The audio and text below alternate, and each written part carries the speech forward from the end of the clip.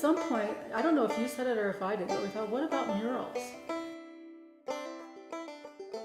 I'm Susan Moldenhauer. I'm a co-founder of the Laramie Mural Project, among other things that Trey and I have done together over the years. I'm the former director of the University of Wyoming Art Museum, and now a practicing full-time photographer.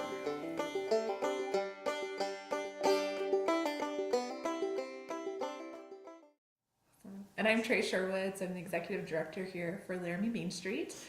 It's my job to cheerlead for all the locally owned businesses in the district, but to also be open to collaboration and innovation and partnerships. And so Susan and I have had a great working relationship and are happy to, say that one of the favorite things that have come out of our work is the Laramie Mural Project. Absolutely. Yep.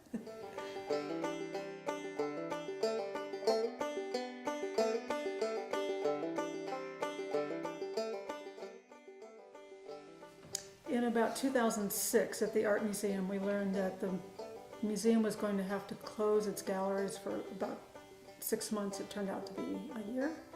And everything that the Art Museum does is based on the exhibition, so all of our education programs and all of our public engagement, we had to find a way to not let that just stop.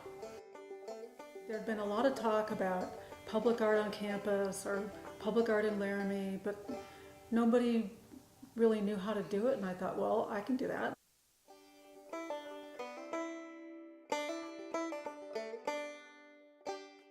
I curated an exhibition that was on campus and across Laramie. There were 18 major outdoor works of art that we put in about 4 months' time. We really were able to work across the city and across campus to bring major works of art into Laramie. So that opened in 2008, and I think we ended it in 2011. And as we hoped, people were going, well, what's next? Like, we still want public art in Laramie. So I just remember that kind of coffee table type of conversation of like, what do we have a lot of? And we had a lot of really bland walls. And that became an asset.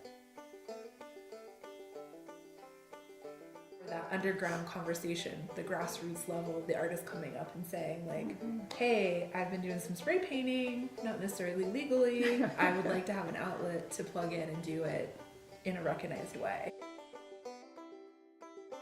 So I knew Travis Ivy, who was a student here at the university, and I knew that he was a street artist.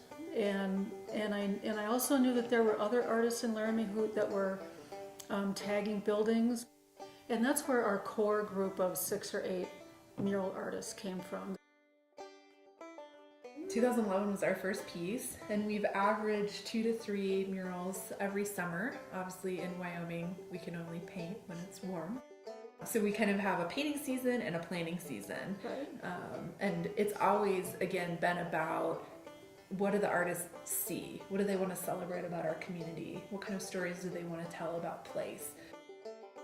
But I love that spark that it created of opening our community's eyes to something new and different. Yeah.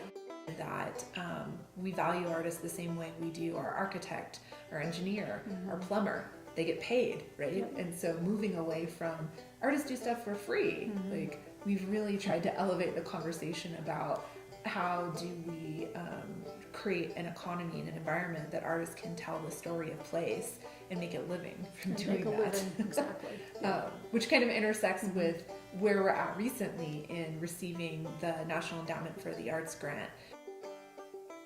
So through that, we ended up with the Laramie Public Art Plan. That led to the development of an organization that is not part of the city and not part of the university, but independent of both, so that we can really move freely between all opportunities in Laramie and in Albany County for putting public art in place. We realized pretty quickly that we needed to have a part-time manager because it was really overwhelming.